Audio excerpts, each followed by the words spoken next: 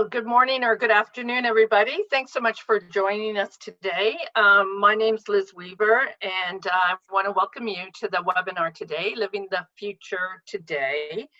I'm the president and co-CEO of the Tamarack Institute, and it's my pleasure to introduce you to the discussion.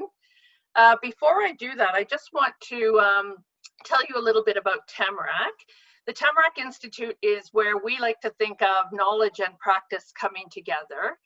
And so the knowledge work we do sits within our learning center, and we believe that for community change makers, there are 5 kind of interconnected practices that you want to build your skill sets around, and you can see those on the screen. And in our practice area, we work with communities in Canada, the US, and in other locations to really tackle the complex problem of poverty and to build connections and deepen community. And we recently launched a Communities Building Youth Futures initiative. So that's the work of Tamarack, not only thinking about how change making can happen more successfully and easily, but also working with a variety of leaders in communities across Canada. So really excited in Canada and the US, really excited to have you all join us today. So I'd like to introduce you to our guest speaker for this webinar, Dr. Glenda Eoyang. So I'll give you a little bit of her background. Glenda works with public and private organizations to help them thrive in the face of overwhelming complexity and uncertainty. And we certainly are in that realm right now. She's a pioneer in the field of human systems dynamics, HSD, which she founded. Through the Human Systems Dynamics Institute, Glenda uses her models and methods to help others see patterns in the chaos that surrounds them, understand the patterns in simple and powerful ways, and take practical steps to shift chaos into order. And you know, Glenda, I had the great good fortune of attending one of your learning sessions in December of last year, and I have to say it was a pretty transformative learning opportunity for me. And I don't often say that about learning opportunities, but certainly the session that I attended was quite extraordinary. Her clients include the Centers for Disease Control and Prevention, Oxfam International, the Canada School of Public Service, Cargill, the Fraser Health Authority, and Roche Genentech. Glenda's latest book, which she co-authored with Royce Holliday, is called Adaptive Action, Leveraging Uncertainty in Your Organization. So welcome, Glenda. Welcome to our webinar. Thank you, Liz. It's nice to be here. Yeah, it's really great to have you. And I'm really excited about the conversation today. For those of you that have joined us, we've had 200 folks register for the webinar, and we have learners from all around the globe, as we can see in this map here. So there are those of you that have joined us from Canada, the United States, the UK, Singapore, New Zealand, Australia, France, Israel, Portugal, and beyond. And you know, Glenda, I know that in the course that I attended with you and your colleagues, we had quite an international distribution of folks that were working in human-centered change as well. It was really quite a global gathering. Yeah, it's made it an interesting conversation during the COVID crisis to have such an international community of learners together. Yeah, and so you can also see the sectors that we have in this virtual room that have joined us. So we have folks from the community sector, education, those who are in the consulting practice with health, government, and also business community members. So it's a nice diverse group, and hopefully in the conversation there will be lots that is relevant to everybody in the room today.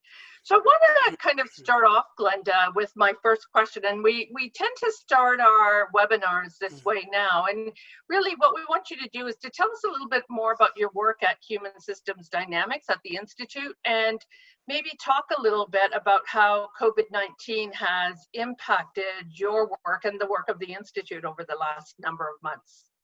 Thank you, Liz. It's great to be here, especially since I feel that Tamarack is such a partner in the work that we do. So thank you for everything that you do, including inviting me to share this conversation today. COVID-19 has been kind of the best of times and the worst of times for human systems dynamics. We started working with uncertainty and complexity back in the late 80s. And at that time, people would say, oh, there's nothing really uncertain. That if you can't predict what's going to happen, it's because you're not smart enough or careful enough or complete enough. But what we realize is that during COVID-19, individuals and institutions and communities are face to face with uncertainty, with complexity, and with change. And so it's a time that we feel like we've been preparing for 30 years. On the other hand, we join everyone else with feeling the deep, heavy fear and concern and mourning for our fellow human beings around the world. And so it's been a difficult time of tensions and contrasts, and I'm sure it has been for others. In 2019, we as an institute, we were founded in 2003 after working in and around complexity science since 1986. In 2003, we decided it was time to bring a conversation, a dialogue together about practical complexity. So there are many people who do practice in complex worlds, and there are others who do theory about complexity. But for us, as for the Tamarack Institute, it's that intersection of the two, which is a really sweet spot. That's the important work that we do. And in 2019, we held a series of strategic foresight sessions to ask, what's the impact of HSD on the world in 2051? And in response to that question, we landed on this vision for ourselves and our colleagues, which is that people everywhere thrive because we see patterns clearly, because we seek to understand, and we act with courage to transform turbulence and uncertainty into possibility. And when we named this vision, we thought that it would be in 2051 and that there would be a long journey to reach it. But what we've realized is that COVID has brought that future to our doorstep, and that what we're doing in this moment is to help people build the adaptive capacity they need to see and understand and influence the uncertainty that they're sitting in today. So we have about 800 associates who are around the world, many different institutions, many different practices. Each one has taken the core of human systems dynamics and embedded it deeply in their own work. So we like to say we have more than 800 flavors of HSD because each of us has created our own, as have you, Liz, in your experience. Yeah, it's really interesting as I read this, because I remember seeing it in December when we were gathered, and as I read it now, it's even more poignant in some ways, right? Given, even the difference of time from when we gathered in December to now. Wow. Yeah, it does really bring the future to the present moment, and just to think about how bold you were in 2003 to think out to 2051, right? That's most of us limit our future thinking in maybe 5-year timeframes or 10-year timeframes, but that's a pretty bold approach. One of the things that I've noticed that you've been doing at HSD is holding these daily conversations about navigating complexity right now during the COVID pandemic. And so what's been happening in those conversations, and where have they been going? What are some of the patterns and the possibilities that are emerging there? We had conversation 49 today. So we've been doing this for almost 10 weeks. And it began because many of our clients and our projects at the time were in healthcare leadership, in public health, and in healthcare delivery. And all of those clients had much more important things to do than spend time with us when we began the lockdown. But we wanted to see what we could do that would be useful. And so we decided that if we had very short segments, 20 minutes, and focused on particular wicked issues that people were facing, that would be a useful thing for us to do. So we started that. Every day, someone brings a wicked issue, something that they're wrestling with in real time, and other people ask them questions, which they don't have to answer. So they listen to the questions, and then at the end, they have an opportunity to reflect on what they've seen and heard. So we've had issues from, the first one was a woman in Switzerland who's a physical therapist, and she had been told, you cannot work with your most vulnerable clients. And she had just gotten locked down, and she said to the group, my most important and significant clients are the most vulnerable, and I can't touch them. What can I do? And so we peppered Helena with questions and questions. And by the end, when we asked her, she said, well, I've realized two things.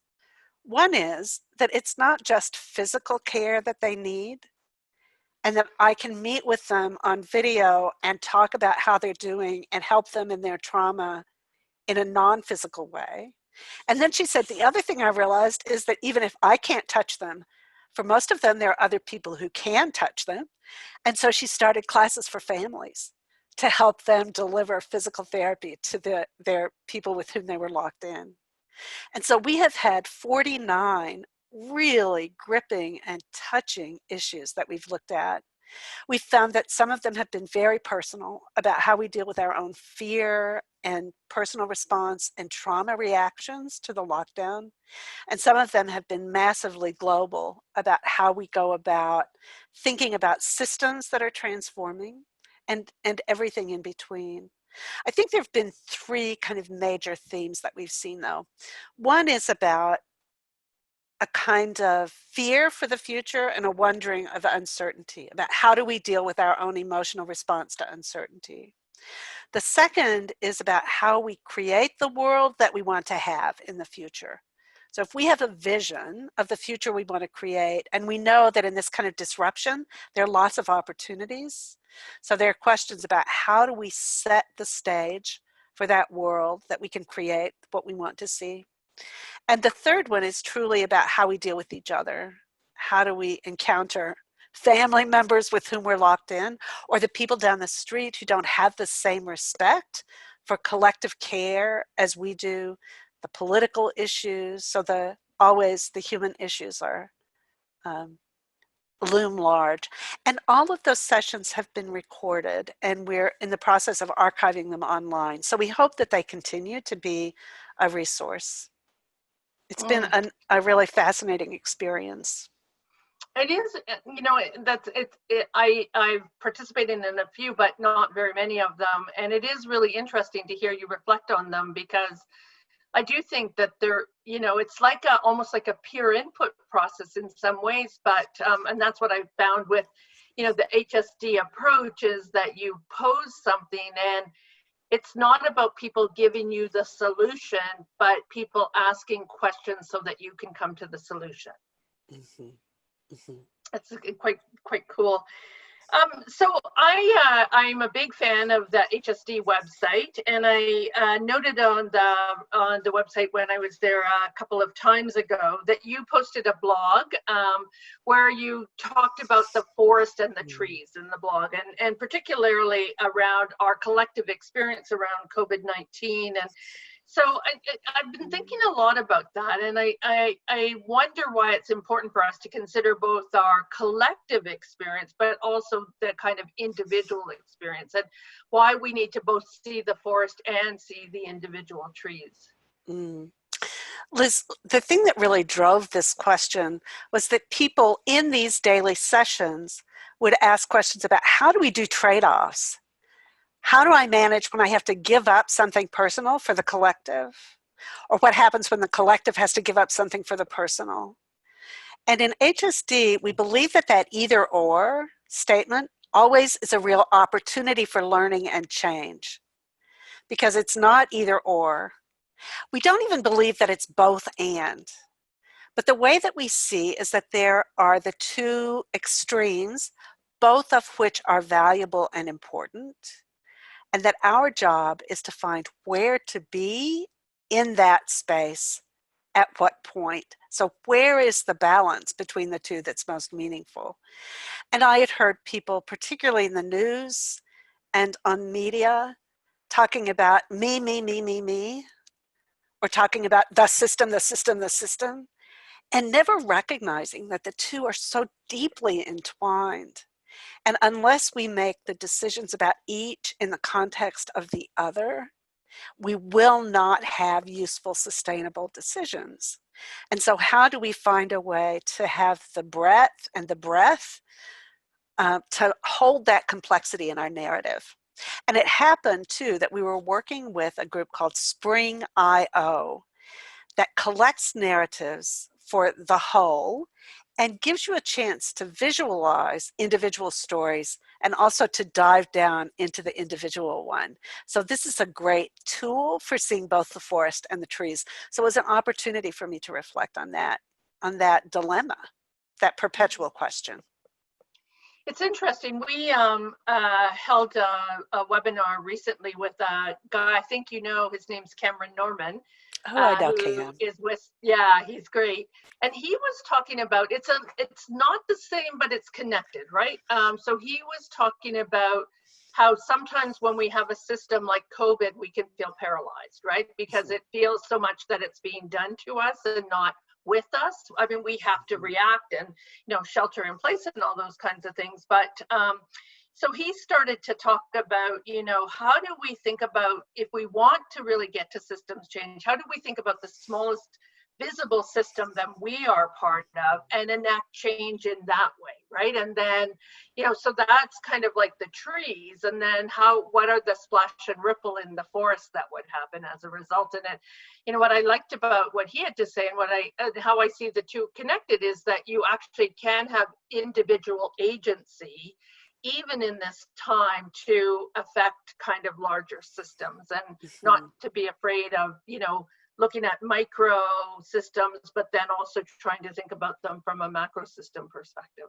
Yeah, we like to think about zooming in to the place where you can have agency and action, and then zooming out so you can make sense, and then you zoom back in with your agency. And so we've found too that when in the face of uncertainty, it's really easy to forget that you have choices and that there are things that you do today, even tiny things, that influence the emergence of the whole.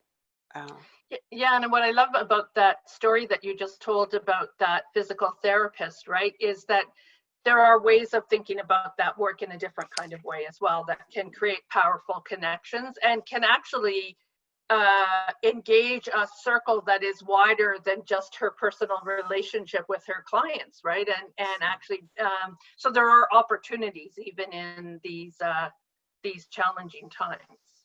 Yeah.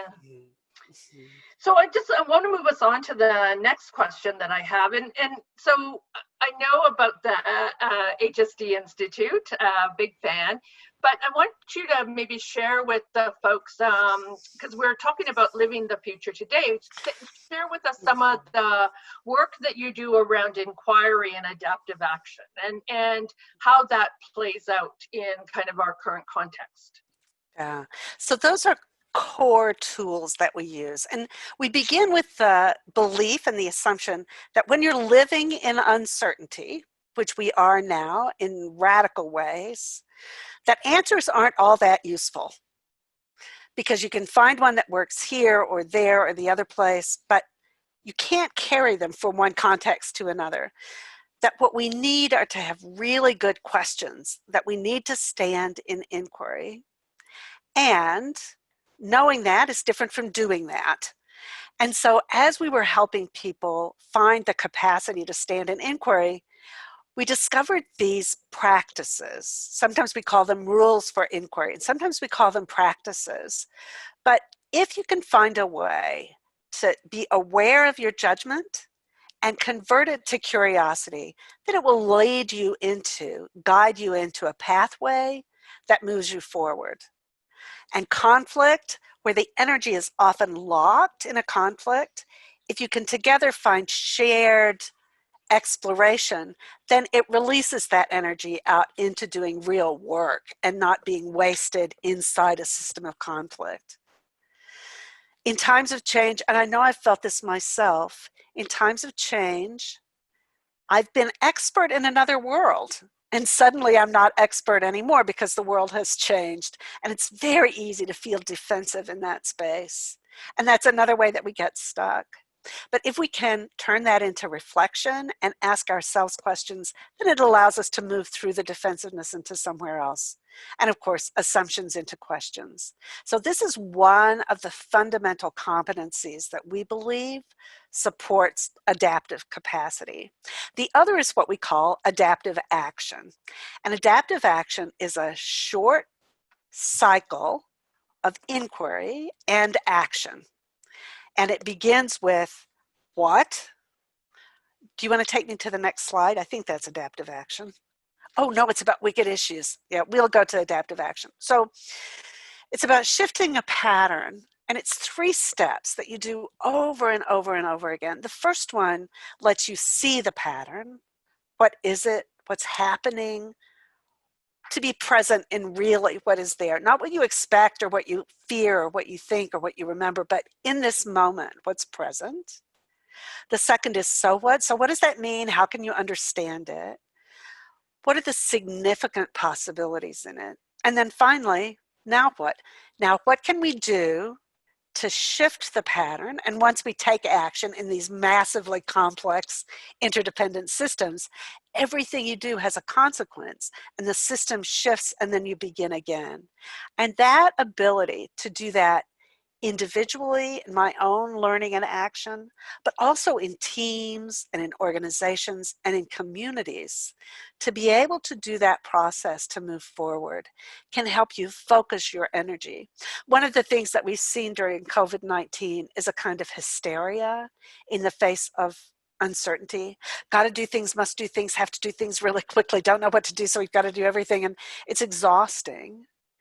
And we find that adaptive action allows people individually and as groups to calm down, to take a step, to find a breath in that moment of action to move them forward. And so that's a second competency that we believe is so important in working with wicked issues. And a wicked issue is one that comes up in complex time that has no answer. And it's interesting to see that the things that you look at and the people who are online frame the issues that are wicked. A child learning to read, an education system transformed, poverty, violence, domestic violence, political friction, climate change, all of those are massive issues that will never be solved, but they can be influenced. And so our question in human systems dynamics is, how can you see a wicked issue, understand it for what it is, and to influence it, to shift that pattern? And I believe that that's what everyone online and all of your members and followers and clients and colleagues do. And what we do is just to help give that word so it becomes easier. And that's where the what, so what, now what really plays in, right? Because it allows us that, the discipline of that allows us to pause and really, without judgment, right, curiously look at these wicked issues and then really try to lean into them. Do you want to talk a little bit about the whole notion of this power of questions? Yes, this is the process that we're using in our daily sessions. And we're beginning to use it in larger groups too.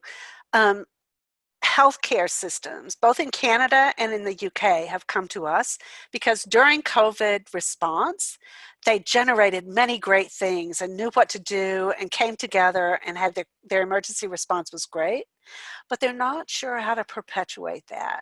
And so they've got lots of wicked issues.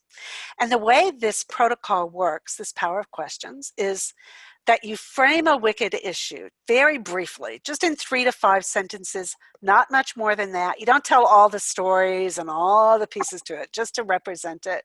That's the what step. Then the so what step is to listen to questions.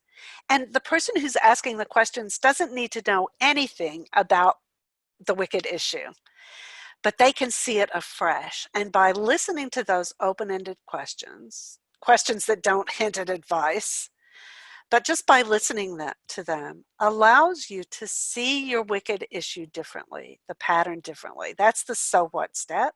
And that can go on from 3 minutes to 5 minutes to 20 minutes. And then at the end, you have an opportunity to say, okay, what have I learned? How can I move into a now what? So Helena's story about the physical therapy in Switzerland is a great example of how that works. And she's come back since and said, all of that worked like this, and then this is what happened, and this was my next adaptive action cycle, and this was my next adaptive action cycle. So we call it the power of questions, and we find that it really is transformative as a very simple, straightforward process. And this is a really good place for me to say, Liz, that we don't hold on to our intellectual property. We, like Tamarack Institute, are very generous with the intellectual property. So anyone online is welcome to try this. Please just cite the source, let people know where it came from, and let us know what you learn, how it works for you. You're invited into this inquiry space. Yeah, I think it is a really great space. I know that for me, it was a little bit of a discipline I had to force in myself because I am a little bit judgy. That was maybe the aha moment for me when I came out of the HSD Institute was to think about, oh boy, I'm probably more judgy than I should be. And, how do I really ask these three questions in a way that allows me to not judge, but to really kind of frame what I'm learning and also kind of where we want to go. So, we're beginning to see a lot of people thinking about, both the future and kind of this whole notion of post-pandemic. And we're seeing lots of things. I'm sure you are, I am for sure, seeing a lot of things being written about this, about what the future might look like. So the title of the webinar is kind of how do we not wait for the future? How do we start to live the future now? And what are the actions that we might be able to begin to undertake around that? Well, this was part of what we really discovered for ourselves when we were doing the HSD 2051 process. And it was that a vision that we want to create is a pattern that we can imagine in the future. And if it's a pattern, not a thing and not a physical thing out there, but a pattern, then how can I bring that pattern present today to where I am? So I can say, if that's the pattern I want to create in the future, what would I do today? What would it lead me to do today? And then in this day, when I'm behaving in that way, then the pattern emerges and I am, in fact, creating the future with every decision I make today. And Simple Rules is one of the ways that helps that happen. Yeah. That's really interesting, right? And so let's dive into that. So tell us a little bit about Simple Rules, because I do think that they're a really interesting way of kind of leaning into this. Yeah, so in a complex system, we have patterns that emerge at a system level, and we have people doing stuff at the detailed level. And we know they're connected in some way, and each one depends on the other, but how do we, if there's a coherent picture that we want to create, how do we help guide individual behavior in that? And if we have individuals who are acting, how do we inform their actions so they can create the whole? So this relationship between the part and whole. And complexity has discovered this really lovely characteristic of these complex systems. And one of the greatest examples is the murmuration of the starlings, where birds, each little bird is doing what it does. And yet, if you look at them as a group, they function almost as an organic whole. And complexity scientists said, how's that happening? How is each of those little birds doing what they do and yet getting a collective coherence without a leader or a guide or something forcing them into alignment? And so we've brought that idea into our working with human systems to say, if there's a pattern that we want to create in the future, what are the behaviors that we can influence so that each person will interpret those in their local space, so that each action creates the pattern. So it's this relationship between the part and the whole. And these are the HSD Simple Rules that we're holding now.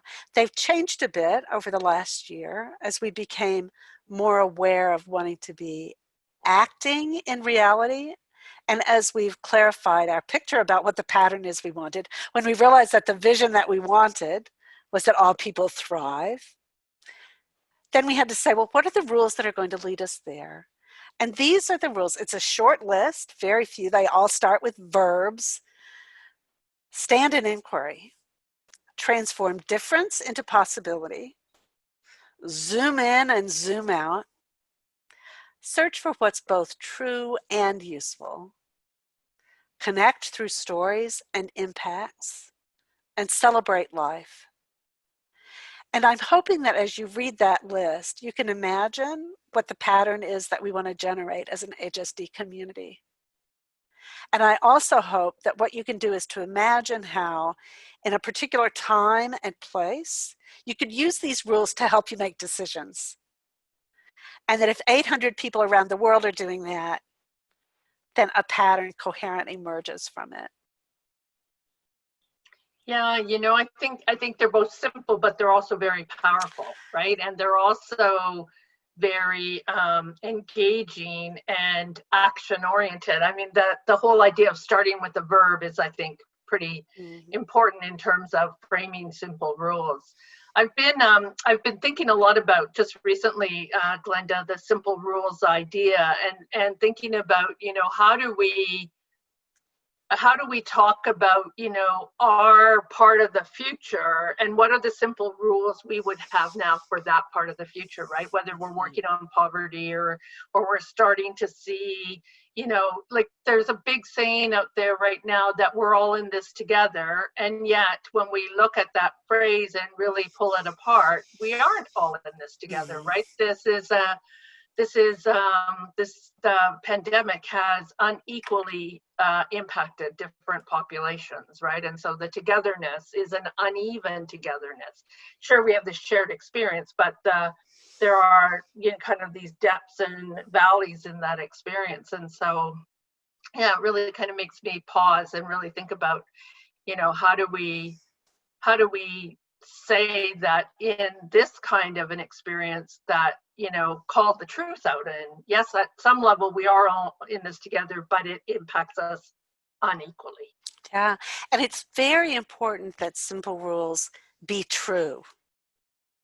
Because if you speak a simple rule that's not true, people are going to keep behaving with whatever silent, implicit rules they have. They won't adopt one that isn't true.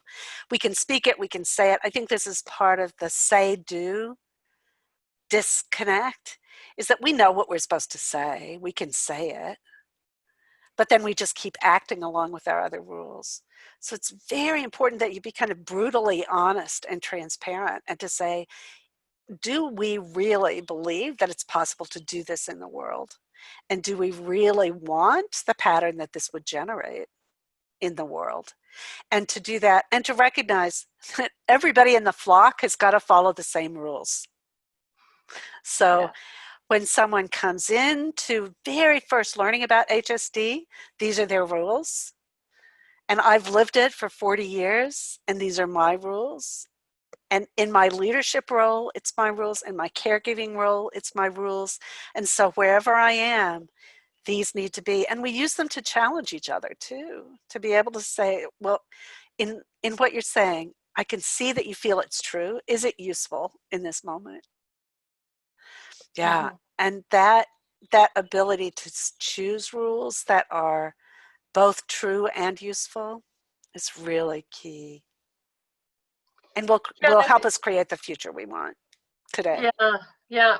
I wonder if a rule in all of this is that, how do we share these rules, right? How do we enter into dialogue with others so that they become, I know at HSD you have, because you bring these forward with your cohorts and with the work that you do.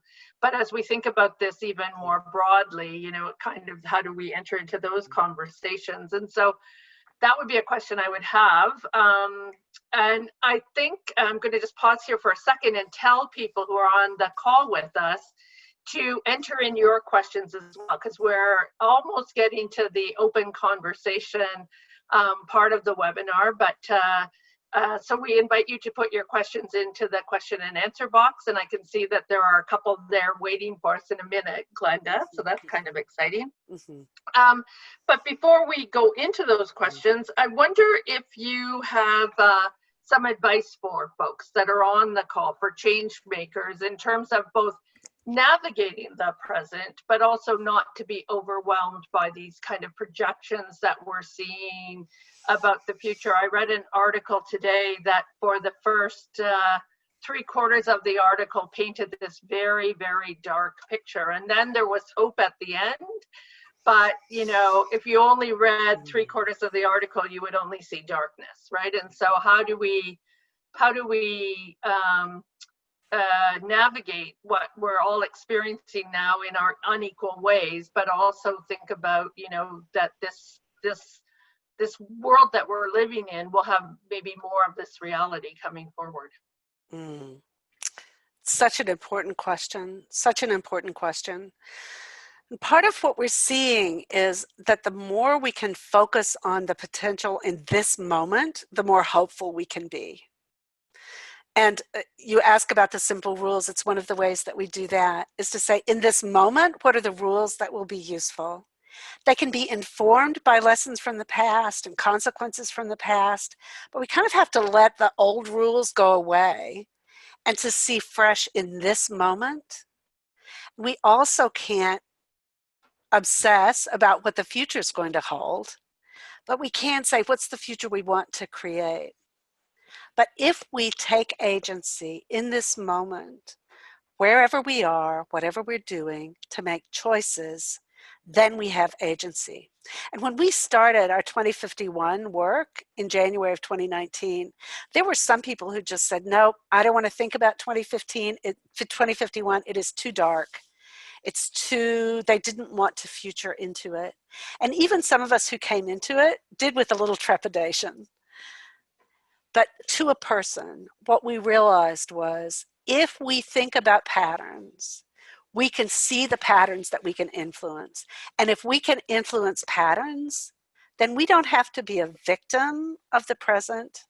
We can have choice. And there's hope that unfolds in that space in a really powerful way. And so I think that to zoom in and to think realistically about the patterns that you see in this moment, and what are the possibilities in this moment, that's really where the possibility and the hope lie. Yeah, I think, you know, in the next slide, you talk about it from this perspective of thriving in uncertainty, right? In this kind of age of uncertainty. And so this is like maybe a little bit of a summary of some of the work that you do at HSD, but maybe you can walk us through this. Well, and this does kind of summarize everything we've talked about today, that these are the competencies that we believe you need to be able to work with in the future. You need to be able to stand in an inquiry, because in uncertainty, answers aren't going to help. You need to be able to learn in action so that whatever happens, you can fold it into your choices and your work in order to keep moving forward and to keep learning in action. And finally, to be able to take a problem which is wicked and seems stuck, and to be able to transform it into a pattern that can be influenced even if it can't be solved. And that's the way of thinking about patterns. CDE is the technical way that we do it, that this ability of being able to see through a problem and into the underlying pattern gives you leverage for adaptive capacity in this age of uncertainty. Yeah, it's interesting because on your website you go into, and there are resources behind each of these approaches that, you know, I would, for those that are listening on the call, to draw people to their attention to the website, because it is a really great website for really diving deep into each of these 6, not only the competencies, but also the models and methods. So I'm going to now invite my colleague Duncan into the conversation. I can see that we've had some questions go into the Q&A box, and have seen some chats happening in the background as well. So Duncan, do you want to maybe start us off with a question that we have from our audience of listeners? Yeah, thanks, Liz. And yeah, just a reminder, if you do have a question, you can use the Q&A panel to submit it. And if you don't have a question, you can also visit the panel to vote on which questions you'd like to see answered. The first comes from Catalina, and they ask, when you reflect about the system, it would be interesting to have a more extended forest. We're so worried about how individually we are impacted that we don't see beyond. Like, for example, we are somehow blessed with all the things we have in Canada, even with the gaps, but in other economies, it's very difficult. Oh, Glenda, you're on mute. Yes, that is really an important issue. And to think about in complex systems, there are many, many layers. So it's not just individual and national, but to know that between those, there are many, many, many, many layers, each of which gives an opportunity for action. And then beyond those, there are many, many, many more too. That's why a rule is to zoom in or zoom out. You can pick any one of those for action, any one you touch. So it may be that in my neighborhood, I can take action, or in my household, or even in myself. And so all of those different levels. And wherever you look, there's always a layer that's larger than that you need to keep in mind.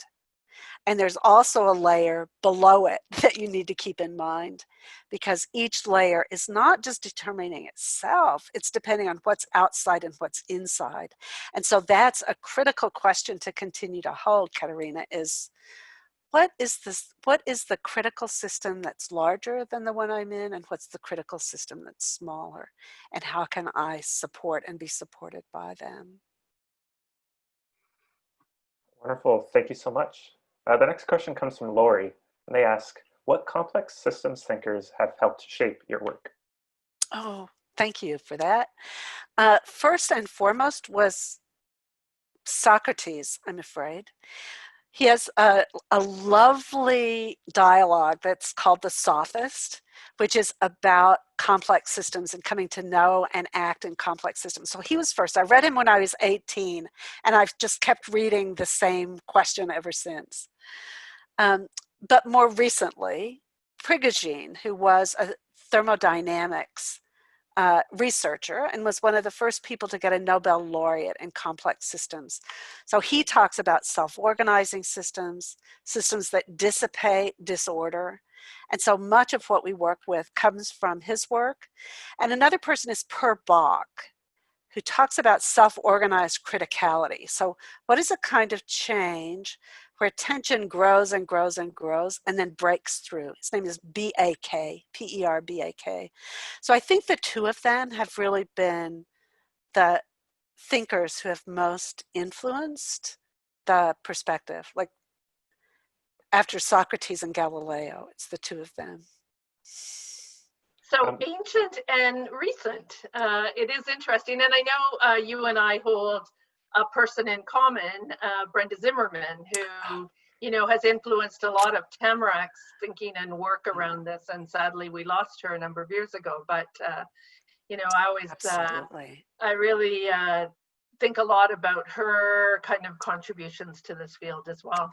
Yeah, she was one of the people in the early circles in the early 90s. We'd have groups of like 15 and 20 people who would come together who were wrestling with these ideas. And I always found in her a great learning and thought partner, really lovely human being. Mm-hmm. That's wonderful. I miss her a lot. We'll be sure to include some links to each of those speakers and thinkers that you mentioned in the post-webinar email, but thank you for sharing that. Our next question comes from Blake, and they ask, what's an example of a simple rule that is true in the human social world?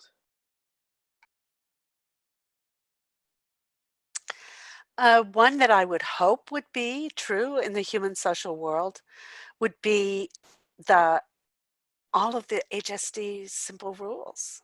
So I would hope that people who are living and working in society are thinking and acting and learning from thinking and learning from acting in true and useful. Now, if we talk about the world as it is, and Liz asked about how do you develop rules, there are two ways. One is retrospectively. So to look at the patterns that have developed in the past and ask, what are the rules that people have been following for those rules to evolve? That's one way. And I think that there are some of the rules that we followed as a culture in the West that have come to be really destructive.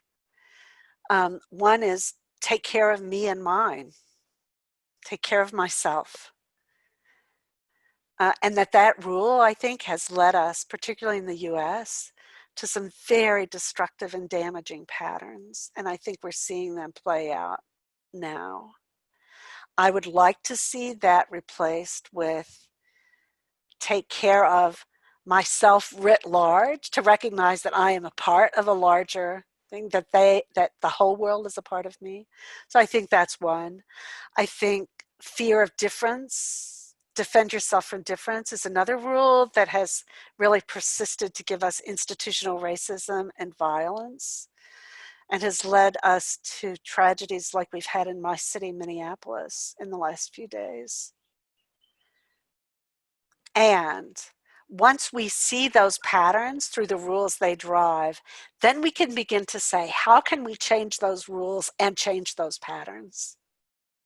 And so to ask, how can we flip those rules and find something different? Just a quick story about using simple rules that way. And this is in a video. I'll also send out the link to it. It's called Peace is a Pattern.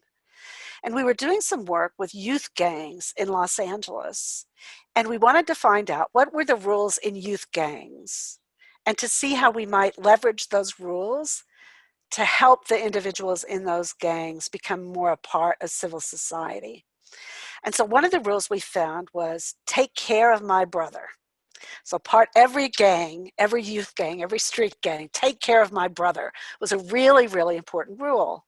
And so what that came about, what the patterns that caused were violence and difficulty and dis-ease in the community. And so what we started to say was, what if they think about their brothers not as their gang brothers, but their biological brothers? And it became take care of your biological brothers. How would you do that? And so they started bringing, these young men started bringing their younger brothers to play games at the settlement house.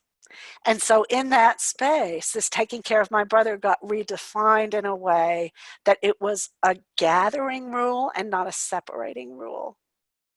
And so what I would hope that we can do is to take the rules that we have and become critical of them and the patterns they generate and see what alternative rules, very small change that will shift the pattern we're looking for.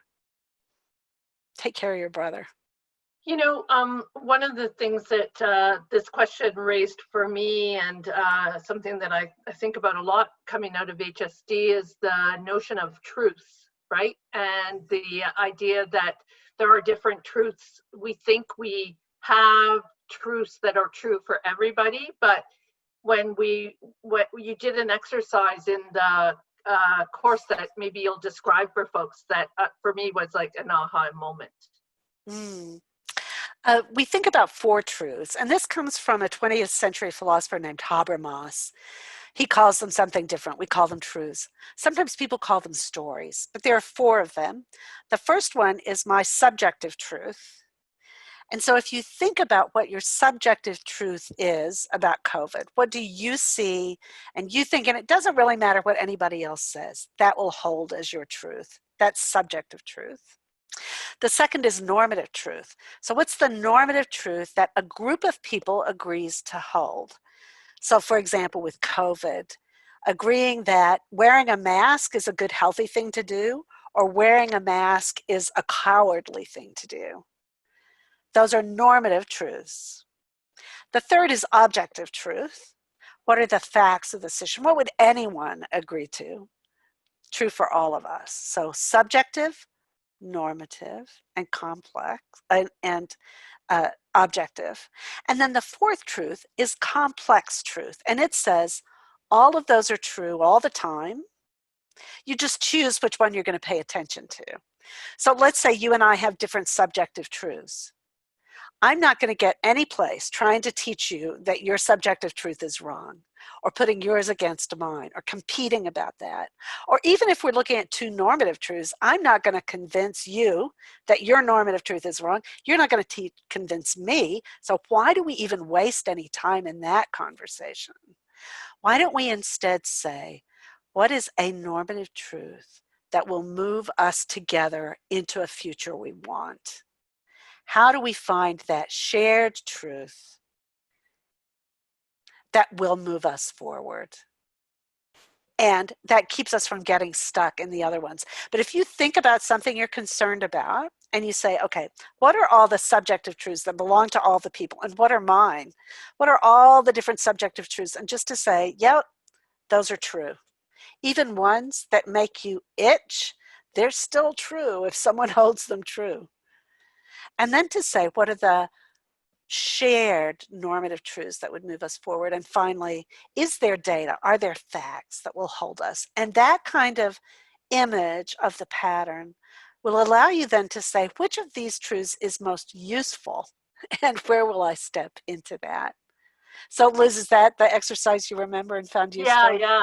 Yeah, I think that was, I think that's helpful to realize that there are different, there are different ones, and that we have to kind of find our way in this, right? And recognize those patterns that I think you illustrated them really nicely with patterns. Over to you, Duncan. Yeah, I think we have time for one or two more questions. The next one comes from Jane, and they ask, what's interesting to me is that what I used to think were simple problems have now turned into complex ones. Have you seen this too? And what do you think has caused this change? Absolutely. Well, I think there are several things. One is that as we understand an issue more, we see more of its complexities. So when I think about somebody else's problem, it can look really simple. But the closer I get to it, the more I see the intricacies of it. It's not that it's getting more complex, it's just that I see more of the complexity as I'm faced with it. And I think there are really ways that our issues are becoming more complex today. And there are three ways. One is that the boundaries are open. And so what used to be simple, closed, solvable issues are now open, and we are so interdependent. Think about the coronavirus as one of those. I mean, suddenly public health becomes a very complex issue because our boundaries are open and infection comes from one place to another. So as boundaries get more open, simple things get more complex. The second thing is the number of differences, the number of things that are significant. So if I'm only looking at one variable, if I only care about age, or I only care about money, or I only care about relationship, any one thing, no matter how complex it might be, forces a simple system.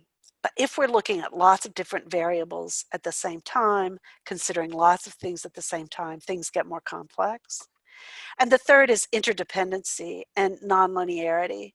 If all the power is in one place and all the causality goes one direction, simple. Or if I can convince myself that's happening.